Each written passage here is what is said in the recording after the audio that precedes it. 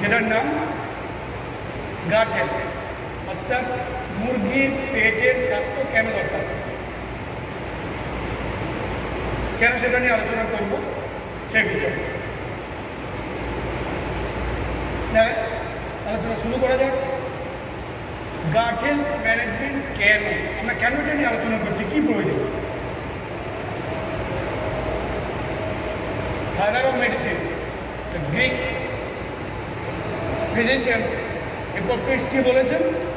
All diseases begins in the gut. সমস্ত রোগ পেট থেকে শুরু হয়, তাই আমাদের আলোচনাটাও ওই পেট এবং পেটের স্বাস্থ্য নিয়ে।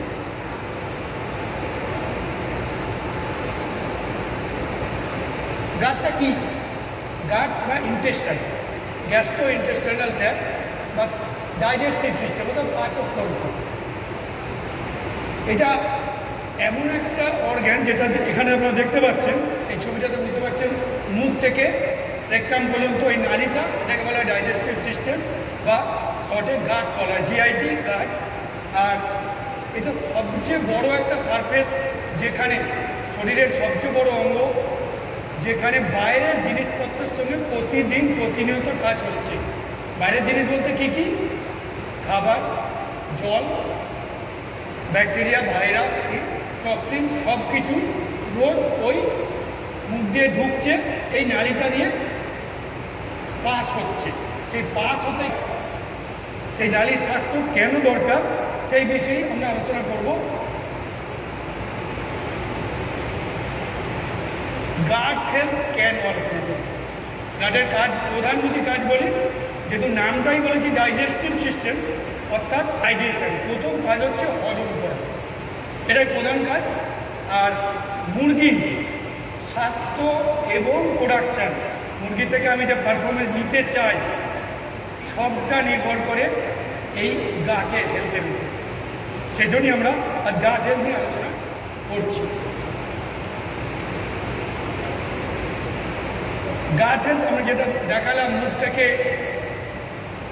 ওই প্রোভেন্ট্রিকুলার, ডিজার, স্মল ইন্টেস্টাইন, লার্জ ইন্টেস্টাইন, ওই যে খাবারটা পাস হবে, সেই খাবারটা কোন জায়গায় কতটুকু থাকে একটু জানার দরকার আছে। আমাদের মোটামুটি ইন্টেস্টাইনের খাবার ঢোকা থেকে বেরোনো 3.5 ঘন্টা, অর্থাৎ 3.5 ঘন্টা। এবং এটা মুরগির ইন্টেস্টাইনের দৈর্ঘ্য 5.5 ফুট, অর্থাৎ 66 ইঞ্চি। সবাই তো ক্রিকেট খেলা দেখি, বিরাট কোহলি খেলছে 22 গজ, মানে 66 ফুটে খেলে। আমরা কিন্তু 66 ইঞ্চিতে খেলি। এখানে ফেল মানে খাবারটা বেরিয়ে গেল, ওটাকে বলা হয় ফিড প্যাসেজ।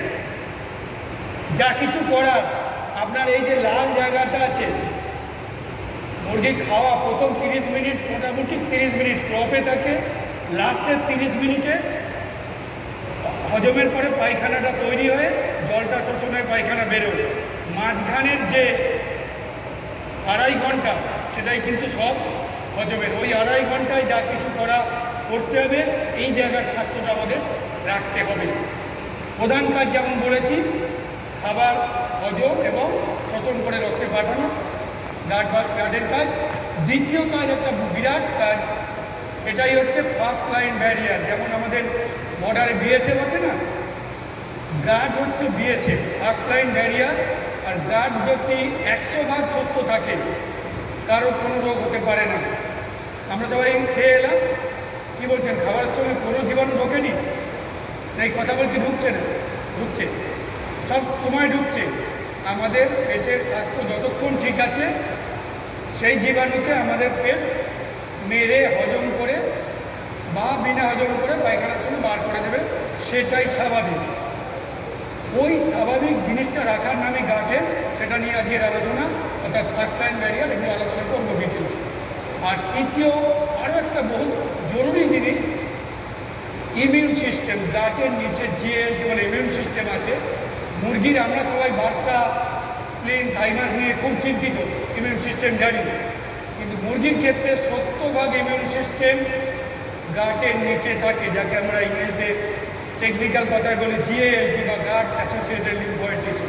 আমরা সিকাল টনসিল দেখি না অনেকে, পোলট্রি প্রোডাকশনের লোক যেসব ছেলেরা এখানে বসে আছে জানো, অনেকে দেখো শিকার ছিল একটা, বাকিগুলো এত ছোট দেখা যায় না।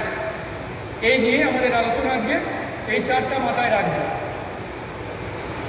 গাট বা ইন্টেস্টাইনটা কীরকম? এটা একটা পাইপ, ইন্টেস্টাইন একটা পাইপ, এরকম শূন্য পাইপের ভেতরে নলটা, অসংখ্য ভিলাই আছে। ভিলাই মানে সুতোর মতো রোয়া চারদিক থেকে ওই ক্যানেলটা ঝুলছে, কোটি কোটি জোয়া ঝুলছে, এবং এগুলো গায়ে অসংখ্য কোষ আছে। এইগুলো যদি বড়, এটাকে বড় করে এটা বড় করলে এইভাবে দেখায়, এগুলো ভিলাই, এটাই ইন্টেস্টাইন। আমরা গাট এর মধ্যে বুঝি কি? এই পাইপটা যদি একটা এরকম পাইপ আছে, পাইপটা যদি অর্ধেকটা কাটি, মাঝখান দিয়ে চিড়ে নিলাম, পাইপের দেয়াল আছে, মাঝখানে অর্ধেকটা শূন্য জায়গা আছে, এই শূন্য জায়গাটায় গাটের 5টা জিনিস ঠিক থাকতে হবে, তবে সেটাকে গাটের বলি। মানে ইন্টেস্টাইনটা, এখানে খেয়াল করবে ইন্টেস্টাইনের এটা একটা মানে আঁকা ছবি, এর পিএইচগুলো দেওয়া আছে প্রত্যেকটা জায়গায়, এগুলো খেয়াল করে আমি পরে আলোচনায় আসবে। ইন্টেস্টাইনটা কোনো কাটা ছেঁড়া নেই, স্ট্রাকচারটা ঠিক আছে, থাকতে হবে প্রথম, তাহলে তো কোনো কথাই হবে না। দ্বিতীয় কথা, ইন্টেস্টাইনের ওপর আমাদের মুখে তো ওটা লালা থাকে, ইন্টেস্টাইনের ওপর লালার মতো মিউকাস লেয়ার আছে, এই মিউকাস লেয়ারটা ঠিকঠাক থাকতে হবে। আর মিউকাস লেয়ারটা যদি ঠিক থাকে, আপনার গাটের একটা বিরাট অংশ 50% আপনি নিশ্চিন্ত, যে কোনো জীবাণু ব্যাকটেরিয়া যাক ওই মিউকাস ভেদ করে যেতে পারবে না, সে কিন্তু পায়খানার সঙ্গে বেরিয়ে যাবে। এই মিউকাস লেয়ার যেন ঠিক থাকে। তৃতীয়, এখানে কোটি কোটি জীবাণু আছে, ব্যাকটেরিয়া এবং ফাঙ্গি, যেগুলো উপকারী ব্যাকটেরিয়া বলে। তাদের অনেক রকম ভ্যারাইটি আছে এবং অনেক সংখ্যা আছে।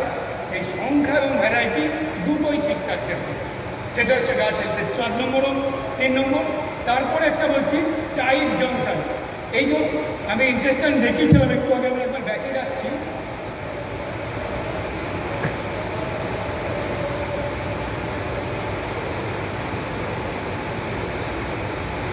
এই টাইট জংশন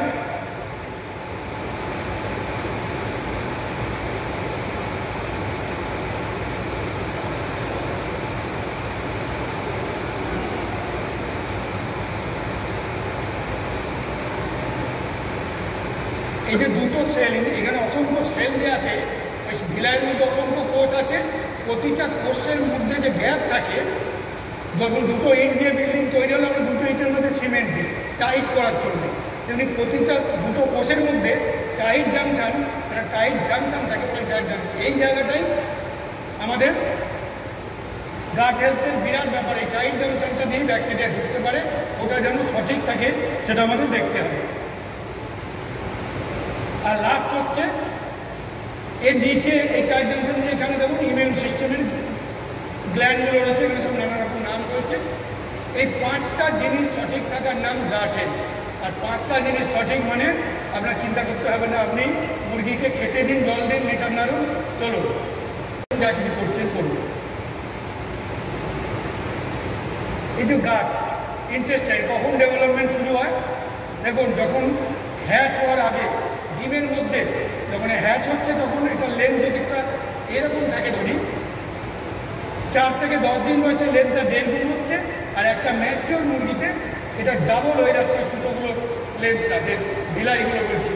এটা ইন্টারেস্ট শুরু হয় কিন্তু ঠিক যখন ডিমের মধ্যে থাকে তখন। সুতরাং ইনকিউবেশনের টেম্পারেচার একটা বিরাট ফ্যাক্টর। তার পরবর্তী হচ্ছে কত তাড়াতাড়ি মুরগিটা ফিডের প্রেজেন্ট গাট হেলথকে স্টিমুলেট করে। তৃতীয় কথা বলছি হেল্পফুল ব্যাকটেরিয়া, উপকারী ব্যাকটেরিয়া থাকা মানে গাট ডেভেলপমেন্ট ভালো হবে, গাট হেলথ ভালো থাকবে। আর যদি কোনো স্ট্রেস বা ধকল তা না, মানে গাট হেলথ নেগেটিভে যাবে। এইগুলো গাট হেলথের পরবর্তী কথা। এই যে আসছি টাইট জাংশন, আমি গাট হেলথের প্রথম বললাম ডাইজেশন, দ্বিতীয় কথা ফার্স্ট লাইন, শরীরের first line defence, first line barrier. এই ব্যারিয়ারের প্রথম কথা হচ্ছে মিউকাস লেয়ার, আর দ্বিতীয় হচ্ছে প্রধানত এপিথেলিয়াল সেল এবং সেলগুলোর মাঝে টাইট জাংশন। এরা ইন্ট্যাক্ট থাকলে কোনো জীবাণু ঢুকতে পারে না। যখন কোনো কারণে এই টাইট জাংশন ছিন্ন হয়ে যায় তখন জীবাণু ভিতরে প্রবেশ করে। সেটা কখন হয়? যখন উপকারী এবং ক্ষতিকারক ব্যাকটেরিয়ার ব্যালেন্সটা নষ্ট হয়। যদি উপকারী ব্যাকটেরিয়ার চেয়ে ক্ষতিকারক ব্যাকটেরিয়া বেশি, মানে ইনফেকশন ব্যাকটেরিয়া বেশি চলে যায়, তখন সেটা হতে পারে।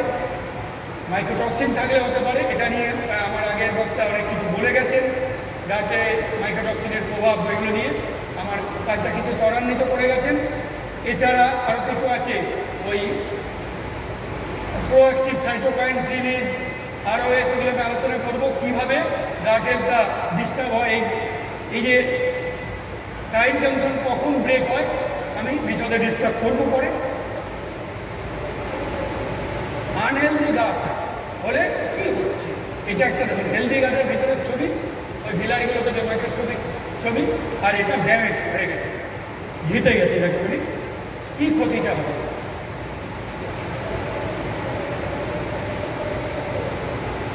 প্রথম কথা যেহেতু কাজ হচ্ছে ডাইজেশন, তাহলে ডাইজেশন ডিস্টার্ব হয়ে যাবে, খাবার হজম হবে না। খাবার যদি হজম না হয় তাহলে ব্রয়লারের ওয়েট কম আসবে, লেয়ার হলে ডিম সাইজ ছোটো হবে, ডিম কম হবে, এগ সেল, কারণ ওটা ঠিক না থাকলে ক্যালসিয়াম ফসফরাস মেটাবলিজম ঠিক হবে না, এগ সেল ডিফর্মিটি শুরু হবে। আর গাট হেলথ খারাপ মানে একটা ভিটামিন ডি একেবারেই কাজে লাগবে না। আপনি ফ্রিজে যত খুশি বানাতে থাকুন, বিশেষ করে লেয়ার ফার্মার, অনেক সময় এগ সেল ঠিক আসছে না, ভিটামিন ডি বলছে ভিটামিন ডি অ্যাড করে দিলেন। যদি গাট হেলথ ঠিক না থাকে, আপনি 100 গ্রামের জায়গায় 500 গ্রাম 1 কেজি দিলেও কিছু হবে না। আগে গাট হেলথ ঠিক করতে হবে। সেই গাট হেলথ এত জরুরি। ভিটামিন ডি তবেই ক্যালসিয়াম ফসফরাস ইউটিলাইজ হবে। ক্যালসিয়াম ফসফরাস ইউটিলাইজ হলেই এগ সেল ঠিক থাকবে, মানে এগের প্রোডাকশন, এগের সাইজ, এগের নাম্বার সব কিছু ঠিক থাকবে। দ্বিতীয় আমরা বলেছি ইমিউন সিস্টেমকে ডিস্টার্ব করে যদি গার্ড যদি ঠিক না থাকে, ইমিউনিটি ডাউন হবে, তাহলে যে ইনফেকশনগুলো ওখানে আছে, যে ব্যাকটেরিয়াগুলো আছে, তারা ইমিডিয়েট অ্যাক্ট করবে, ইনফেকশন বেড়ে যাবে। আর একটা, যদি গাটের খারাপ চলতেই থাকে তাহলে পার্মানেন্ট ইমিউনো সাপ্রেশন হবে, এবং ভবিষ্যতে ওই লিকি গার্ড দিয়ে ভাইরাসেরও এন্ট্রি পয়েন্ট ধরে এলো। ভবিষ্যতে আপনি এনডি, আইভিডি বা বার্ড ফ্লুর জন্য তৈরি থাকতে পারে।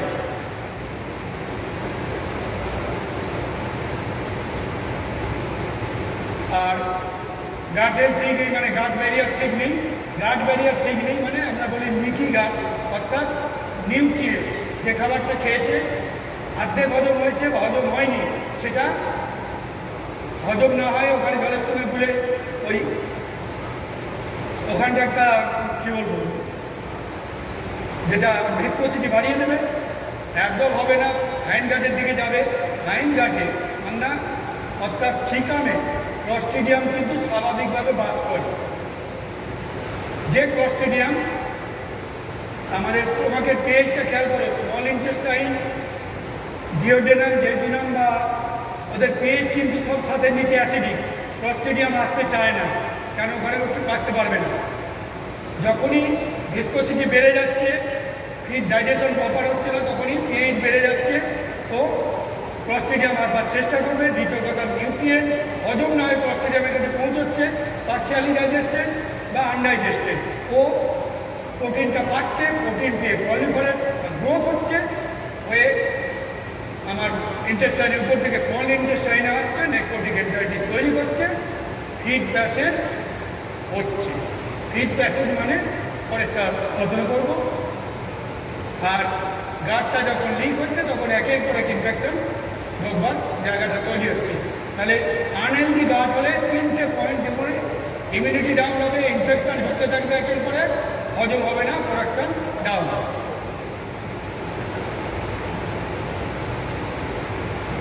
ফ্যাক্টরস এফেক্টিং, কী ফ্যাক্টর গাট হেলথকে এফেক্ট করে, কোন কোন জিনিস আমাদের নজর রাখতে হবে। একদম প্রথমেই ইনকিউবেশন টেম্পারেচার আর হ্যাচারি।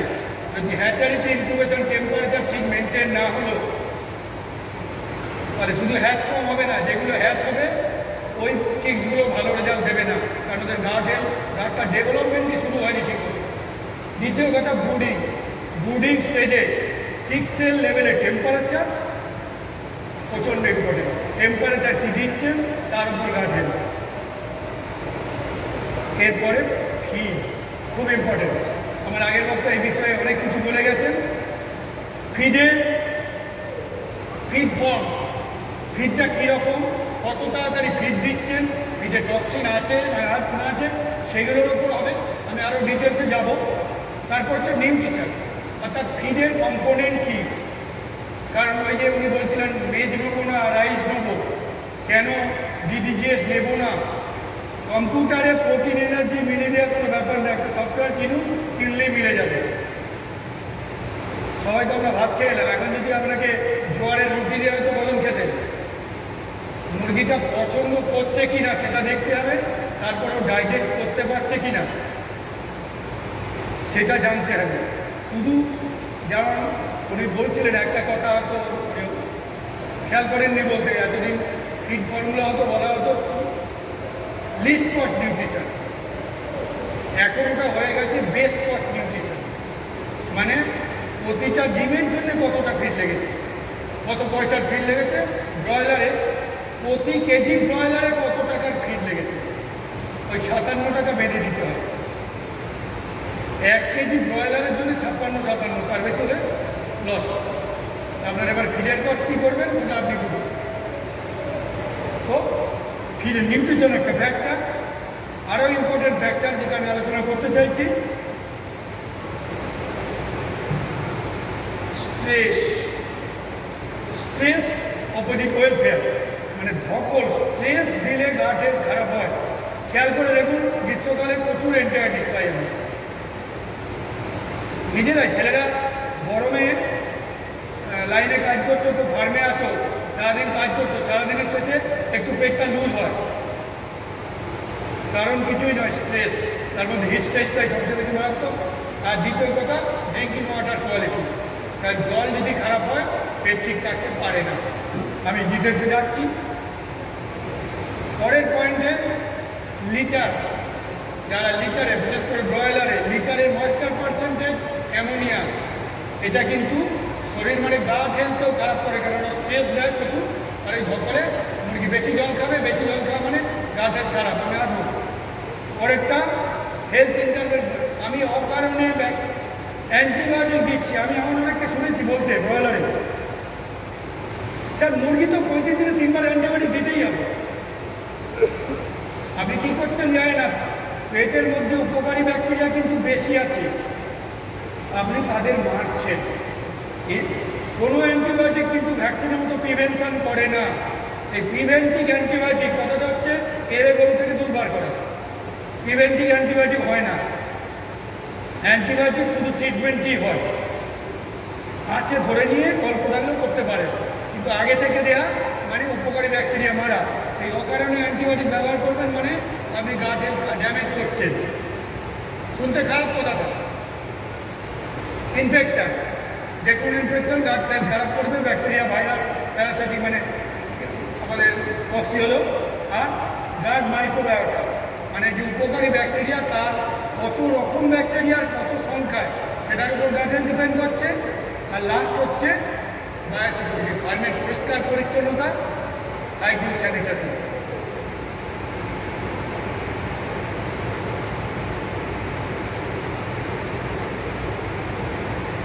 এবার ওই পয়েন্টগুলো একটু করে ডিসকাস করছি। হ্যাচারি টেম্পারেচার ম্যানেজমেন্ট কিন্তু বিরাট এফেক্ট করে। যদি সঠিক টেম্পারেচার ম্যানেজমেন্ট হয় তাহলে চিক্সটা যখন জন্মাচ্ছে 42-44 তখন ওর গাটটা পুরোপুরি ডেভেলপ হয়ে জন্মাচ্ছে, মানে ওর লেন্থটা এসে যাচ্ছে। আর তারপরের কথাটা, এখনও কিছু লোক বিশ্বাস করেন আমি 6 ঘন্টা পরে ফিড দেবো স্যার। তারা কিন্তু জেনে রাখবেন আজকে একটা চিপস ঘন্টায় 17-18 পয়সা দেয়। আপনি যত ঘন্টা করছেন ক্যালকুলেটারে তত পয়সা লস, আর ততটা ইমিউনিটি ডাউন, কারণ গাট হেলথ শুরু হলো না। ফিডের সংস্পর্শে এসেই গাটের ওই সেকেন্ড স্টেপ অফ ডেভেলপমেন্ট, মানে হ্যাচারি মেশিনে যেটা হয়েছিল পরেরটা ফিড টাচ পাওয়ার পরে হবে। এবার আপনি কতটা পরে করবেন আপনার, ওটা আপনার বাচ্চা। এরপরে যেটা বলছিলাম স্ট্রেসটা নেগেটিভ গাট হেলথ করবে।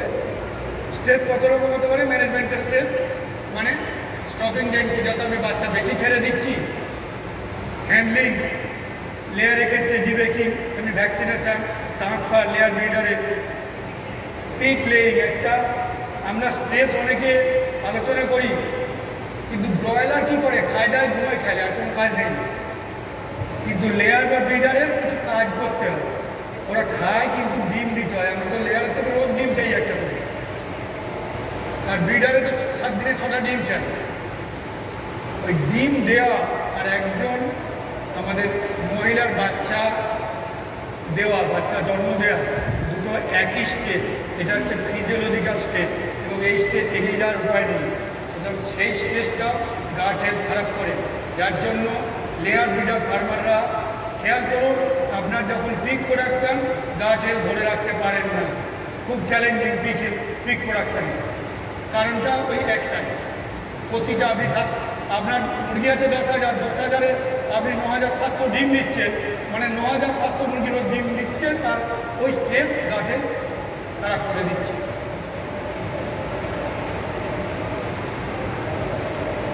এনভায়রনমেন্ট স্ট্রেস মানে টেম্পারেচার, হিউমিডিটি, লিটার অ্যামোনিয়া, এগুলো। এর মধ্যে হিট স্ট্রেস সবচেয়ে বড়।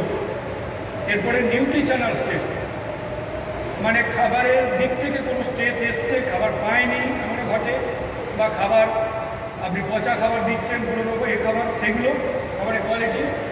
আর একটা খুব বড় স্ট্রেস হচ্ছে ডিজিজ। ডিজিজ সবচেয়ে বড় প্যাথোলজিক্যাল স্ট্রেস সেটা। আর সব স্ট্রেসের মূল কথা, লাস্ট কথা হচ্ছে অক্সিডেটিভ স্ট্রেস। কথাটা টেকনিক্যাল, আমি পরে চেষ্টা করবো বুঝিয়ে দেওয়া। সব দিয়ে অক্সিডেটিভ স্ট্রেস হয়। সেখান থেকে স্ট্রেসগুলো ইমিউনিটি ডাউন করে। ইমিউনিটি ডাউন করা মানে ইনফেকশান বেড়ে যাচ্ছে, মুরগির প্রোডাক্টিভিটি কমে যাচ্ছে, আর স্ট্রেস হরমোন রিলিজ হচ্ছে। স্ট্রেস হরমোন রিলিজ হওয়ার ফলে ইন্টেস্টাইনে প্যাথোলজি, মানে আমাদের মাইক্রো অর্গানিজম যেগুলো ডেঞ্জারাস, অক্সিডি মানে ইকোলাই, সালমোনেলা বা স্টেপ্টোস্টাফাইলোকোকাসে, এটা প্রোডাকশানটা ওদের গ্রোথ মাল্টিপ্লিকেশন বেড়ে যায় যদি স্ট্রেস হরমোন রিলিজ হয়। তো স্ট্রেসকে আমাদের অ্যাভয়েড করতে হবে। আমি এখানে অক্সিডেটিভ স্ট্রেস নিয়ে একটুখানি, আমরা খাওয়ার ক্ষেত্রে আজকাল দেখবেন অনেক সেলিব্রিটিরাও আলোচনা করে অ্যান্টিঅক্সিডেন্ট খেতে হবে। অনেকে গ্রিন টি খাচ্ছে, কেউ অ্যান্টিঅক্সিডেন্ট অনেক ঘুরে আছে, আমরা খাচ্ছি কেন? অ্যান্টিঅক্সিডেন্ট এক কথা যদি বলি, কোষের অঙ্গের বয়স কমিয়ে দেবে। সব সেলিব্রিটিরা খায় যে কোনোভাবে, সব গ্রিন টি খায়, দেখবেন যারা খেয়াল করে। এই জন্য গ্রিন টি একটা খুব ভালো সোর্স অ্যান্টিঅক্সিডেন্টের। এই অক্সিডেটিভ স্ট্রেস হচ্ছে শরীরে ফ্রি র্যাডিক্যাল কিছু বেরোবে সবসময়। শরীরে মেটাবলিক অ্যাক্টিভিটি চলছে, ফ্রি র্যাডিক্যাল বেরোচ্ছে, অ্যান্টিঅক্সিডেন্ট আছে, দুজনে একে অপর নিউট্রালাইজ হয়ে যাচ্ছে, অ্যান্টিঅক্সিডেন্ট নিউট্রালাইজ করে। কিন্তু কোনো কারণে যদি ফ্রি র্যাডিক্যাল বেশি প্রোডাকশান হয়, যেমন সব স্ট্রেসের পরে, আর প্রয়োজন মতো অ্যান্টিঅক্সিডেন্ট যদি না থাকে, তাহলে অক্সিডেটিভ স্ট্রেস হবে। অক্সিডেটিভ স্ট্রেস হলে বডি তার রিফ্লেক্স অ্যাকশানে আমাদের কী বলবো, ওই আরওএস, এনওএস এগুলো করে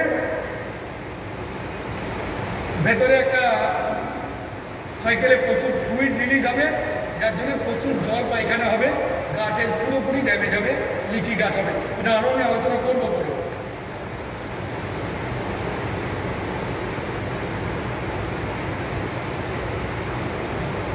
Impact of heat stress and ventilation and garden. আমাদের ওপেন ফার্মিংয়ে হিট স্ট্রেস মানে মুরগি বেশি জল খায়। ইসি শেডে একটা খুব বড় প্রবলেম ভেন্টিলেশন। মাঝে মাঝে বিভিন্ন জায়গায় ব্ল্যাক স্পট তৈরি হয়, ভেন্টিলেশন ইস্যু এসে যায়। কোনো কারণে তখন টেম্পারেচার ম্যানেজমেন্টের ইস্যু থাকে, মুরগির সাফোকেশন হয়, বেশি জল খায়। মুরগি যদি জল বেশি খায় কী হবে? আমরা ভাবছি বেশি জল খাওয়া ভালো, একদম না। মুরগিতে আমরা কোনো সমাজসেবা করি না, ব্যবসার জন্য মুরগি পালন। তো বেশি জল খাওয়া, জলটা কিনিনি ফ্রিতে, কিন্তু বেশি জল খাওয়া ভালো না। আর জল বেশি খেলেও মানে যে খাবার খেয়েছে খাবারটা ডাইলুটেড হয়ে যাবে। ডাইলুটেড হয়ে গেলেই হজম কম হবে, ওই খাবার কিন্তু পিছনের লার্জ ইন্টেস্টাইনে যাবে, ক্লস্ট্রিডিয়াম অন্যান্য জীবাণু পাবে, পেয়ে তারা খেয়ে শক্তি পেয়ে এসে নেক্রোটিক এন্টারাইটিস বা অন্য রোগগুলো তৈরি করবে। আর খাবার যদি মানে হজম না হয়ে বেশি জলে ঘুরে যায় তখন পিএইচটা চেঞ্জ হয়ে যায়, তার ফলে কিছু সুবিধাবাদী ব্যাকটেরিয়া আছে যেমন ক্লস্ট্রিডিয়াম, সে যেমন গ্রোথ করে নেক্রোটিক এন্টারাইটিস করবে, ফিড প্যাসেজ করবে, তেমনি আমাদের কমেন্সাল ব্যাকটেরিয়া মানে ইকোলাইও কিন্তু আমাদের ইন্টেস্টাইনে বাস করে। মুরগির ইন্টেস্টাইনে কোটি কোটি ইকোলাই আছে, সে স্বাভাবিকভাবে কিছু করে না, কিন্তু যখন মুরগি স্ট্রেসে আছে, যদি লিকি গাট হয় তখন ওই ইকোলাই কিন্তু ক্ষতি করে দেয়, একটা এন্ডোটক্সিন তৈরি করে।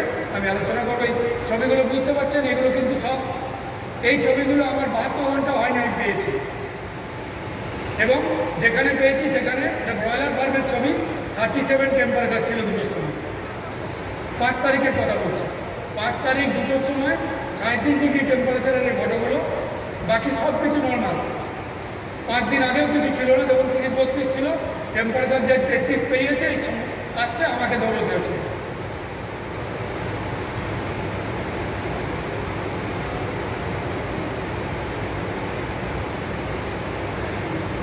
আর লিকি গাট হলে সমস্ত মাইক্রোঅর্গানিজম যখন ভিতরে ঢুকছে, তাতে কী হবে আমি দেখব ডিসব্যাকটেরিওসিস।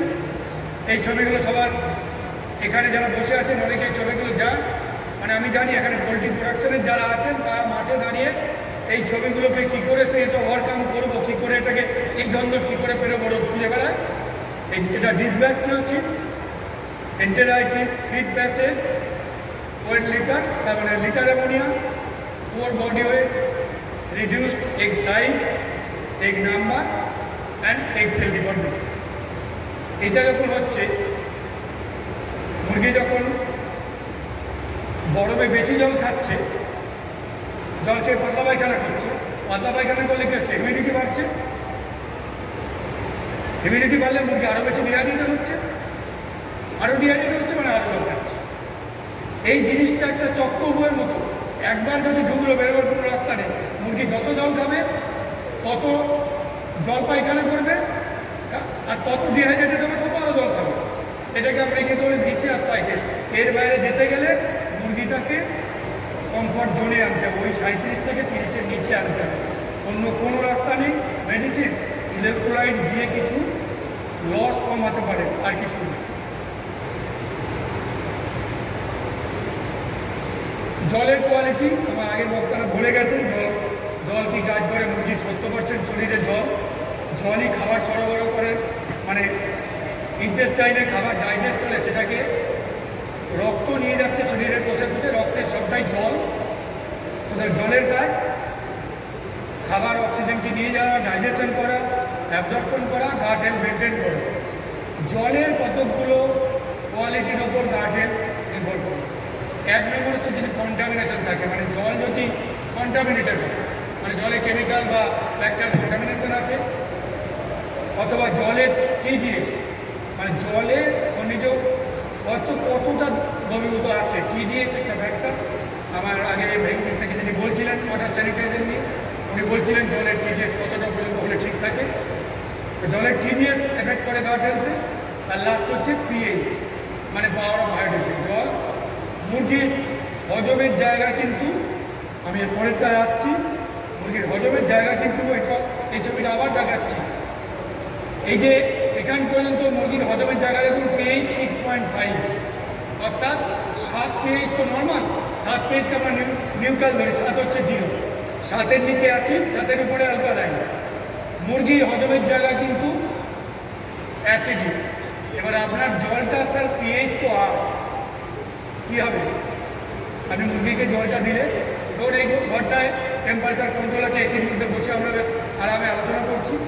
এখন যদি কোনো দুষ্টু বদমাস লোক একটা পাইপ দিয়ে এখানে গরম ব্লোয়ার দিয়ে গরম হাওয়া ঢোকাতে শুরু করে, কী হবে? আমরা সবাই ওদিকে নজর দেবো, কে ভাই বদমাসটা, কেন এসব গরম হাওয়া দিচ্ছে কেন বলে? তারপরে আমাদের নজরটা এখান থেকে ওখানে। তা এখানকার যে সুস্থ আলোচনার পরিবেশটা বিঘ্নিত হবে প্রথম। এই পিএইচের স্টোমাকে যদি আপনি 8 পিএইচের জল দেন, ঠিক ওটাই হবে। ওই স্টোমাকে এখানে কী হয়? খাবার হজম হয়। আর কী হয়? ইমিউনিটি তৈরি হয়। আর কি হয়, ব্যাকটেরিয়া ভাইরাসকে আটকানো হয়, সেই কাজটা স্বাভাবিক কাজটা ব্যাহত হয়। ওই জলের পিএইচের গুরুত্বটা আশা করি বুঝে নেবে। আমাদের দরকার, আমি বলি 6.2 থেকে 7, লেয়ারে 7.5 গেলেও হয়, বাট 7ই দায় দেয়।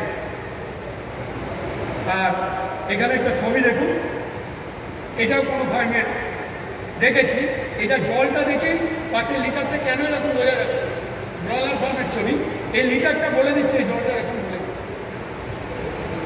এই জল সাপ্লাই করে আমি এর চেয়ে ভালো কিছু আশা করতে পারি না। এবার বিষয়ে যাব, ফিড থেকে কি, ফিড কীভাবে গার্ড হেলথকে এফেক্ট করে। ফিড ফর্ম, ফিডটা পেলে না ম্যাচ না গ্রাম, তার উপর নির্ভর করে। কত তাড়াতাড়ি একটা বাচ্চা জন্মানোর পর ফিড পেল তার উপর নির্ভর করে। ফার্মের ফিডিং ম্যানেজমেন্ট, ফার্মে কীভাবে আপনি ফিড ডেলিভার করছেন, কভার দিচ্ছেন, কতটা পরিষ্কার রাখছেন, ফার্মে ফিড লেয়ার বা ফিডারে ফিড ক্লিনিং হচ্ছে কি না, সব কিছু নির্ভর করে গার্ড ম্যানেজ করতে। ফিডের স্টোরেজ কতদিন করবেন তার উপর গার্ড হেলথ নির্ভর করবে, স্টোরেজ কীভাবে করবেন। আর লাস্টে হচ্ছে মাইক্রোটক্সিন, এমনকি সাব অপটিমাল লেভেলে, মানে ওই একজন বলছিলেন না আমাদের আমরা 90 ppm 400 ppm অ্যাফ্লাটক্সিন B1 পেয়েছি, আমাদের বলা হয় 20 ppm হলেই টক্সিন। আমি বলছি 5 ppm ও খারাপ পেটের জন্য, কিচ্ছু হবে না, ইন্টারচালের ওপরে ভেলাইগুলো ড্যামেজ করে দিয়ে চলে যাবে, মুরগি একটাও মরবে না, আপনি লিভার কিডনি খেটে কিচ্ছু পাবেন না, বুঝবেন না। কিন্তু গার্ড হেলথটা গেল, খাবার বেরিয়ে যাবে, আস্তে আস্তে অন্য জীবাণু ঢুকবে, সব শুরু। এক শুরু হলে, আর পোলট্রিতে লাইভ স্টকে 1 আর 1 কিন্তু 11 হয়, 2 হয় না।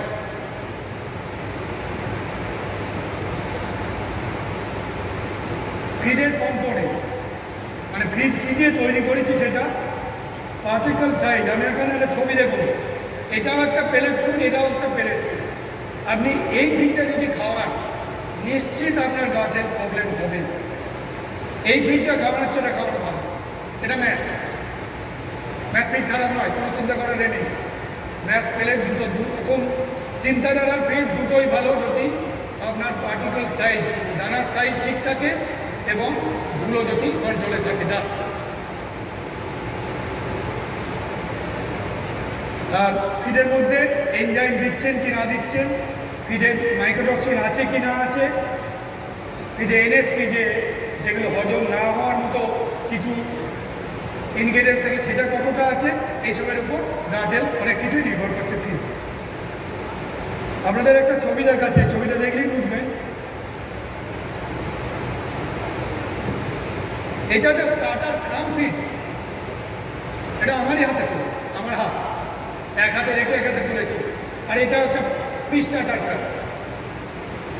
এই ফিডটা খান, এই ফিডটা খাওয়ানো মানে নিশ্চিত করে, এটা বলছি আমার একটা কারণটা বলুন। আমাদের সবাই গিজারকে জানি, কচকচি অনেক খেতেও ভালোবাসি। গিজার কি, জাঁতা। কেউ আটা করে গম ভাঙাতে গেছে, গম যখন পেশাই হয়, পেশাই করতে করতে কিন্তু সিলেক্টিভ ফিল্ট্রেশন হবে, যেটা গুঁড়ো হয়ে আটা হয়ে গেছে সেটাই কিন্তু নিচে যায়, বাকিটা কিন্তু ঘুরতেই থাকে। আমাদের গিজারে মুরগি যখন খায় ওখানে পেশাইটা হয়, মুরগির দাম নেই, ওখানে পেশাই হয়, ওখানে সেল গ্রিড পেশাই করে, আমার আঙুলকে পেশাই করতে পারবে একটা পরিণত মুরগি, এতটাই ক্ষমতা আছে। কারণ পাথর পেশাই করে লেয়ারে, ওইখানে সিলেক্টিভ পেশাই হবে, মানে পেশাই হচ্ছে, সিলেক্টিভ বেরোচ্ছে। ওর পরে ডিওডেনামের প্যাথের মধ্যে, যার মধ্যে প্যাঙ্কিয়াস থাকে। আর ডিওডেনামে সবচেয়ে বেশি উৎসেচক বা এনজাইম আছে, লিভার থেকে ওখানে আসছে, প্যাঙ্কিয়াস থেকেও আসছে। ডিওডেনামেই উৎসেচক এনজাইমের সঙ্গে খাবারের মিক্সিং হবে। গিজার থেকে ধীরে ধীরে সিলেক্টিভ বেরোতে আস্তে আস্তে পাস হচ্ছে, আস্তে আস্তে এনজাইমের সঙ্গে মিশে হজম শুরু হচ্ছে। ডিওডেনামের পরে যেদিনও মেন হজমটা হয়, ইলিয়ামেই হজম শেষ হয়, কিন্তু এনজাইমের মিক্সিংটা ডিওডেনামে হয়। ডিওডেনামে আস্তে আস্তে যায়, যদি খাবারটা গুঁড়ো হয় তাহলে গিজারে কাজ করার দরকার নেই, ও তো ইলেকট্রিক হয়ে গেল, সোজা থ্রু পাস হচ্ছে feed, powder feed through pass, তাহলে এনজাইমের সঙ্গে মিক্সিংয়ের টাইম নেই, সোজা পাস হয়ে চলে যাচ্ছে, স্মল ইন্টেস্টাইন থেকে বেরিয়ে গেল জেজুনাম ইলিয়াম কেন করে এনজাইম এসে ইলিয়াম কিছু করতে পারে না, এনজাইমটা তো আগেই মুছে যাওয়ার জায়গা। তাহলে ওটা না হজম হয়ে বেরোবে, হাইনগাটে যাবে, ক্লস্ট্রিডিয়াম আসবে, অনেক কিছু হবে। প্রথম কথা ফিড বেরোবে, আপনার পারফরমেন্স খারাপ হবে। ফিড খেয়েছে 100 গ্রাম, যদি 15 গ্রাম বেরিয়ে গেল আপনি 85 গ্রামের ওপরে শেয়ার করবেন, লেয়ারে 110 গ্রাম হিসাব করছেন, আপনার 15 গ্রাম 20 গ্রাম বেরিয়ে গেছে, মানে কী করে ডিম মুনে কী হবে? পেট্রোলের দাম কত চিন্তা না করে আপনার ট্যাঙ্কের লিকটা আগে ঠিক করবে। 106 টাকা চিন্তা না করে আমার লিকটা ঠিক করলে আসল কাজটা হবে। এর পরবর্তী এটা দিয়ে বলার নেই, ফিড স্টোরেজ কীভাবে করবো। এটা ফিড গোডাউন বা ফ্যাক্টরি, এটা বড় ফার্ম, অর্গানিক ফার্ম, এটা ছোটো ফার্ম। মাছের মাচায় কীভাবে ফিডটা রাখা আছে, তলায় মুরগি আছে, ফিডটা হাওয়ায় আছে, কোনো ড্যামেজ হবে না, মাটিতে না। ফিড স্টোরেজ, ফিডের মিসম্যানেজমেন্ট, এগুলো আমাদেরই হাতে তোলা ফটো। এখানে এই ছবিটা খেয়াল করবেন, এই সিটেডে কীরকম ফিডারের ফাঙ্গাস আর লিটারটার অবস্থা। এটা একটা সিল বস্তা খুলে এরকম সবুজ ফাঙ্গাস পাচ্ছি, এগুলো কি আমরা পেয়েছি, এগুলো মাটিতে রাখা ছিল, মাটিতে 4-5 দিন রাখা ছিল।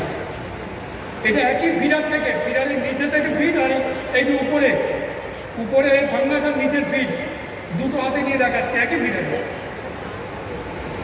ফিডিং মিসম্যানেজমেন্ট ফার্ম লেভেলে। এখানে দেখুন আপনি ফিডারে জালি দেননি, একজন বলছিলেন না, দাস বলছিলেন যে জালিটা না দিলে ফিডটা নিচে পড়বে, লিটারটা খারাপ হবে। এই যে নিচে পড়েছে, লিটারটা খারাপ হচ্ছে, দেখুন খেয়াল করুন, এখানে লিটার খারাপ হচ্ছে। আর মুরগিটা কোন ফিডটা খাচ্ছে, জাতের মুরগি নিচে পড়ে থাকলে নিচেরটা আগে খাবে কিনা খেয়াল করুন। এই মিসম্যানেজমেন্ট করলে হবে না। এরপরে একটা খুব ইম্পর্টেন্ট মাইক্রোটক্সিন। আমি একটা কোম্পানি, এখানে কোম্পানির নামও দেওয়া আছে, বায়োমিন। 2000 সালের ভারতবর্ষের একটা সার্ভে রিপোর্ট এখানে পেশ করেছি। ওরা গোটা ভারতবর্ষের 35টা ফিড স্যাম্পল নিয়েছিল, তাতে মাইক্রোটক্সিন, এই যে 5খানা মেন মাইক্রোটক্সিন, 5-6খানা মাইক্রোটক্সিনকে টেস্ট করেছে। দুর্ভাগ্যক্রমে 35টার ফিডেই টক্সিন ছিল, টক্সিন ফ্রি একটা খুঁজে পাইনি। আর 94% স্যাম্পলে একাধিক মাইক্রোটক্সিন ছিল, শুধু 6%-এ একটি ছিল।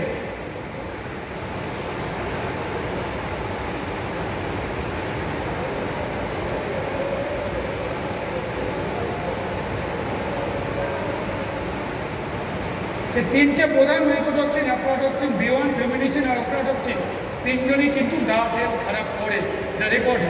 আমি এরপরে আরেকটা জিনিস দেখাবো, 2022 সালের একটা ডেটা। এবার এরা 524টা ফিড স্যাম্পল গোটা ভারতবর্ষ থেকে দিয়েছে, সবকটা ফিড স্যাম্পল উইথ মাইক্রোটক্সিন, এবং 95%-এ একাধিক, 5%-এ একটা। ডেঞ্জারাস লেভেল অ্যাফ্লাটক্সিনের অ্যাভারেজ 39, মানে টক্সিন নিয়েই ঘর করতে হবে। আর আমরা জানি আপনার প্রত্যেকটা মাইক্রোটক্সিন আমাদের গাছের প্রবলেম করছে। কেউ টাইট জংশন ডিস্টার্ব করে, কেউ হজমে ডিস্টার্ব করে, কেউ সেলগুলোকে বাড়তে দেয় না। আলটিমেট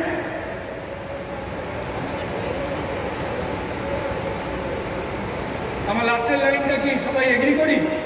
আজকে যে ফার্মে যাবেন তার পায়খানায় তো ফিড রয়েছে, কারণ ফিডে তো টক্সিন রয়েছে। স্যার টক্সিন ছাড়া ভারতে ফিড নেই, আর পায়খানা ছাড়া, মানে ফিড ছাড়া পায়খানা নেই, বাস্তব।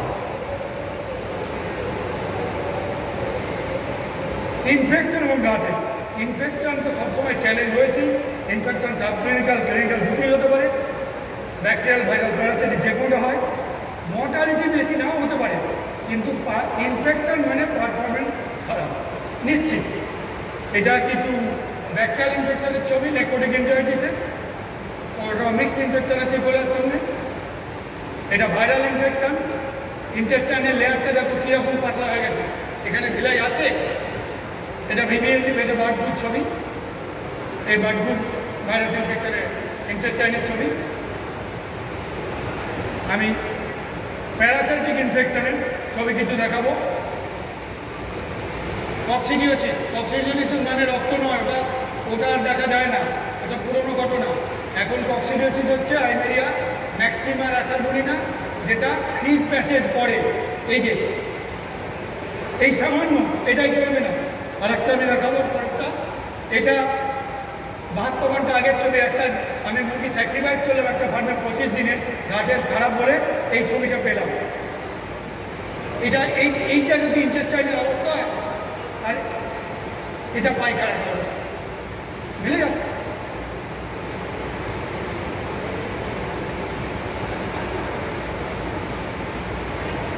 ইনফেকশন মানে আমি এটা বলেছি, এই সাইডটাকে বেরিয়ে যেতে পারবো। যদি কক্সিডিওসিস হয়, নেফ্রোটিক এন্টারাইটিস হবে, ফিড প্যাসেজ হবে। কারণ কক্সিডিওসিস সেলগুলোকে ড্যামেজ করছে, তাহলে হজম হচ্ছে না। ওই অর্ধেক হজম হাফ ডাইজেস্টেড ফিড বা ডাইজেস্টেড ফিড চলে যাচ্ছে পিছন দিকে, নেফ্রোটিক এন্টারাইটিস গ্রোথ হচ্ছে, ক্লোস্ট্রিডিয়াম করছে সেটা। আর ইকোলাই কী করে আমি যেটা বলছিলাম, এলপিএস বলে একটা এন্ডোটক্সিন। ইকোলাই একটা টক্সিন রিলিজ করে, যে টক্সিনটা ইন্টেস্টাইনের পারমিয়েবিলিটি মানে ইন্টেস্টাইনকে সছিদ্র জালির মতো করে দেয়, খাবার হজম ক্ষমতা কমে যায়, আর ইনফেকশন একের পরে ঘুরতে থাকে। আর যদি এলপিএস কন্টিনিউয়াস সিক্রিশন হয়, তখন আমাদের বডির ইনেট ইমিউন সিস্টেম কিন্তু প্রো ইনফ্লামেটরি সাইটোকাইন রিলিজ করে অক্সিডেটিভ স্ট্রেস করবে, লিকি গার্ড আপনার সব সর্বনাশ, ইনফেকশন বাড়বে, পারফরমেন্স কমবে। আমার কাছে একটা এক্সাম্পল আছে খুব ভালো। একটা 2017 সালে থাইল্যান্ডের একটা ইসি সেট, দুটো হাউস, আমি যেতাম কোনো কারণে, পরপর 3টে গেছি লিফটিংয়ের দিনে, ওরা এমনি সময় ঢুকতে দেয় না। একটা রেজাল্ট আছে দেখুন, ওরা মেল ফিমেল দুটো সেটা আলাদা আলাদা পালন করে। মেল 41 দিনে লিফটিং করেছে, এটা 2017 সালের ডেটা, CFR 1.34। আর ফিমেলটা 42 দিনে করেছে 2 কিলো 8, এটা 2 কিলো 800 করি, মেলটা 3 কিলো 50 ছিল।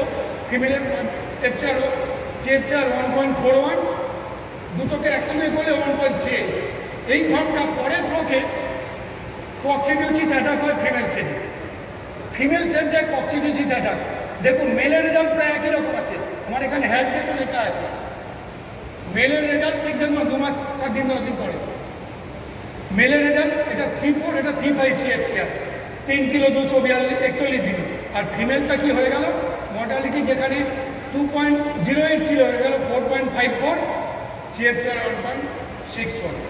মর্টালিটি এমন কিছু নয়, 4%, কিন্তু CFR 1.41 থেকে 600, মানে 200 গ্রাম ফিড প্রতি কেজি দরকার, 8 টাকা আজকের হিসাবে বেড়ে গেল। এটা হচ্ছে গার্ড হেলথের একটা এক্সাম্পল আমার লাইফে দেখা। আর ইন্টেস্টাইনে উপকারী ব্যাকটেরিয়া কীভাবে থাকে, এটা শুধু ছবি। কোটি কোটি ব্যাকটেরিয়া থাকে যারা আমাদের অনেকগুলো কাজ করে। একটা আমি 5টা কাজ বলে যাচ্ছি।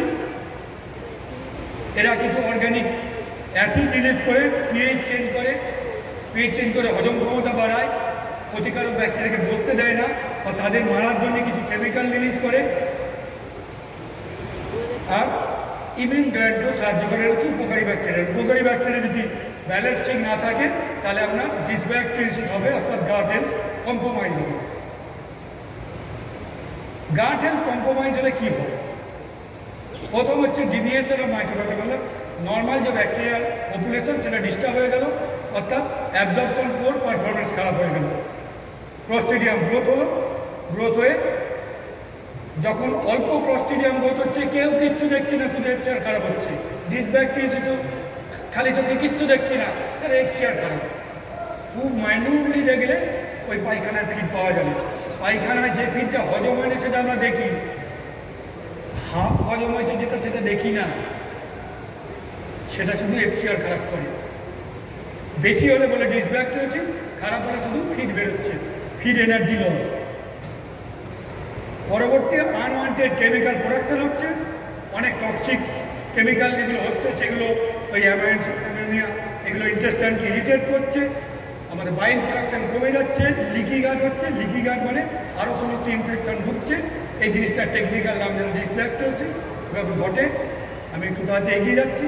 এটা একটা ছবিতে দেখুন, 6টা পেপারের ওপর আছে, অর্থাৎ দ্বিতীয় দিন ব্রয়লার চিপস, দ্বিতীয় দিনের পেস্টিভেন্ট খেয়াল করুন কিসের থেকে হতে পারে, শুধু গাট হেলথ খারাপ আর কিচ্ছু না। এই ছবিটা আমি ভিডিও দেখানোর মতো সময় নেই, আমাকে নোটিশ দেওয়া হচ্ছে, সেটা পেরিয়ে যাব। এই ছবিগুলো আমরা রোজ দেখতে থাকি। ওটা ব্রয়লার দেখাচ্ছিলাম, যদি লেয়ারে গাট হেলথ খারাপ হয় আপনার এগের সাইজ ছোট হবে, এগ কম পাবেন আর এগ সেল ডিফর্মিটি হবে। যদি চিক গ্রোয়িং স্টেজে হয় ইউনিফর্মিটি প্রবলেম হবে, কারণ নিউট্রিয়েন্ট অ্যাবজর্ব হচ্ছে না। ডিমেতে অ্যান্টিবডি অ্যাকুমুলেশন কম হয়ে গিয়ে চিক সেল টাইটার খারাপ হয়ে যাবে আর মোট নিউট্রিয়েন্ট প্যাসেজ করে ব্যাকটেরিয়ার ওভারগ্রোথ হবে। গাট ইন্টিগ্রিটি খারাপ হচ্ছে এগ পেরিটোনাইটিস। ডিমটা কিন্তু ওই ইন্টেস্টাইনের ওই পায়খানা করার জায়গা দিয়ে বেরোয়, যদি ওই জায়গাটা খারাপ থাকে, নোংরা থাকে, তাহলে ডিমেতে ইনফেকশন লেগে ডিমগুলো ফেটে পেরিটোনাইটিস হয়। দ্বিতীয় কথা, জয়েন্ট মুরগিতে লেমনেস হয় কিন্তু গাট হেলথ খারাপের জন্য। ইকোলাই স্ট্যাফাইলো দুটোই ওখানে আসছে, গাট হেলথ খারাপে কিন্তু লেমনেস হয়। আমরা লেমনেসে ক্যালসিয়াম দেবো, ভিটামিন দেবো ভাবলে হবে না, সবসময় লেমনেসের অনেক কারণ আছে। আর মাইক্রোবিয়াল ব্যালেন্স গন্ডগোল হচ্ছে, তো এই ডিমটা যখন প্যাসেজ বেরোচ্ছে, ডিমে যদি ওই নোংরা পায়খানা লেগে থাকে, তাহলে যখন হ্যাচ হচ্ছে, যখন হ্যাচটা হয় এই হ্যাচারের ট্রের মধ্যে ডিমের সঙ্গে বাচ্চাগুলো লেগে থাকে, ওইখানে যদি ইকোলাই হয়, ওই ইকোলাই সংক্রমণ হলে আপনার দুদিনে টোটাল চিকিৎসা শেষ হয়ে যেতে পারে।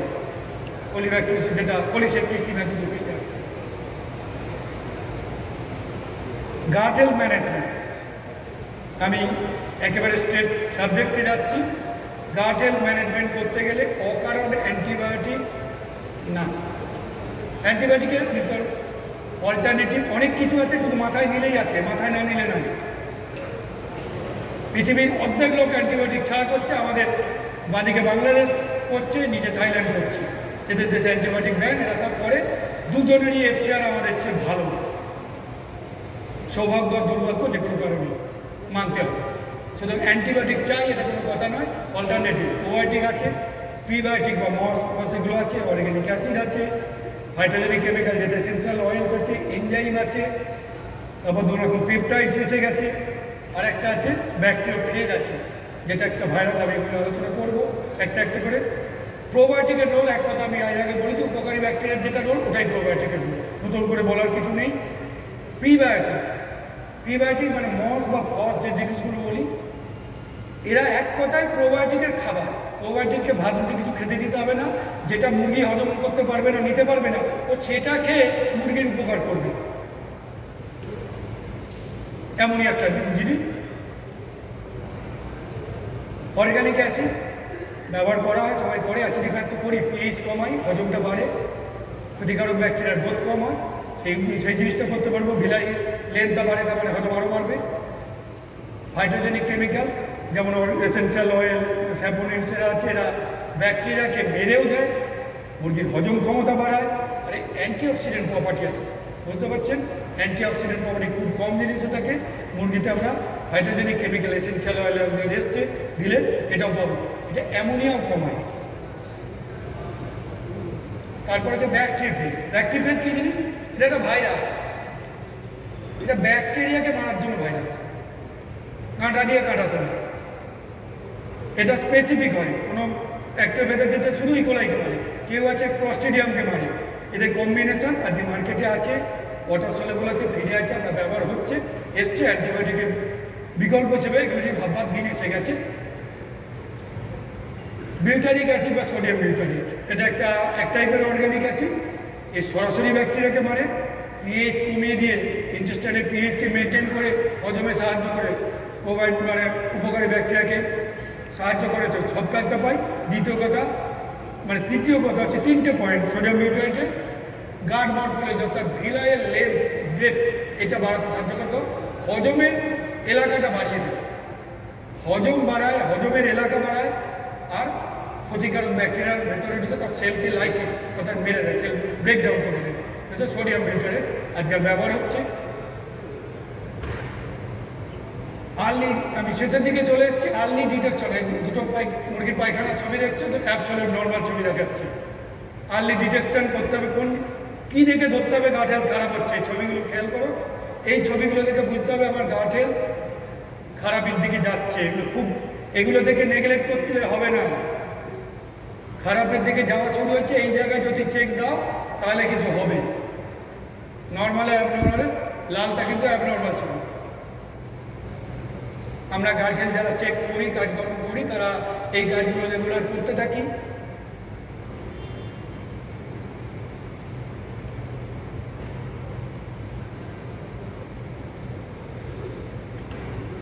গার্জেন চেক করার সময় একটা ইন্টেস্টাইনের, নর্মাল ইন্টেস্টাইনের ছবি দেখাচ্ছি। যখন আমরা ইন্টেস্টাইন দেখতে গেলে স্বাভাবিক মুরগিকে, নর্মাল মুরগিকে কেটে দেখতে হবে। মানে মুরগি মরে গেলে 8 ঘন্টার মধ্যে ইন্টেস্টাইন পচে যায়। মাছ কেনার সময় নাড়িটা দেখি আমি। স্বাভাবিক ইন্টেস্টাইনের ভিতরে কী জিনিস থাকবে এটা নর্মাল, আর অ্যাবনর্মালটা দেখিয়ে দিচ্ছি, তফাৎটা বুঝে নেব। লালটা অ্যাবনর্মাল, সবুজটা নর্মাল ইন্টেস্টাইনের ছবি। গাটের কোন জায়গায় দেখবে, মাঝে মাঝে কেটে দেখতে হবে স্বাভাবিক মুরগিকে। আমি লাস্ট পেজে চলে এসেছি। তাহলে আমরা এতক্ষণ যে importance of gut health management discuss করলাম, তার টেক হোম মেসেজ কি? গাট হজম এবং অ্যাবজর্পশনের, জল এবং খাবারকে হজম করা, শোষণ করা অঙ্গ।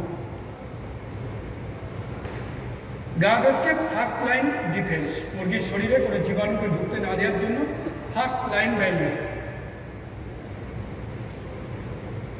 গাটেতেই আছে 70% ইমিউন অর্গান। তাহলে ইম্পর্টেন্সটা বুঝে নিলাম। গাট হেলথ ডিপেন্ড করে কিসের উপর? ফিড, ওয়াটার, ক্লাইমেট, ম্যানেজমেন্ট, রোগ, টক্সিন, এগুলোর উপর গাট হেলথ ডিপেন্ড করছে। আসল জিনিসটা কোনো বলিনি, স্ট্রেস। তার মধ্যে সবচেয়ে বড় হচ্ছে heat stress. Peak production, ventilation, অকারণ অ্যান্টিবায়োটিক, অ্যামোনিয়া, হ্যান্ডলিং, সবকটা স্ট্রেস, সবকটা গাট হেলথ খারাপ করে। Gut health failure means feed passage, মানে প্রোডাক্টিভিটি খারাপ, লেয়ার, ব্রয়লার, বিটার সবাই। আর entry of disease leading to business loss, মানে রোগ একের পর এক ঢুকবে, বিজনেস লস হবে। এই কথা বলে সকলকে থ্যাংক ইউ জানিয়ে শেষ করছি। আমার একটা ইউটিউব চ্যানেল আছে, poultry_bidotto। আমার একটা ওয়েবসাইট আছে পোলট্রির, আমি সমস্ত যা কিছু করি সব ওয়েবসাইটে লোড করি, ইউটিউবে লোড করি।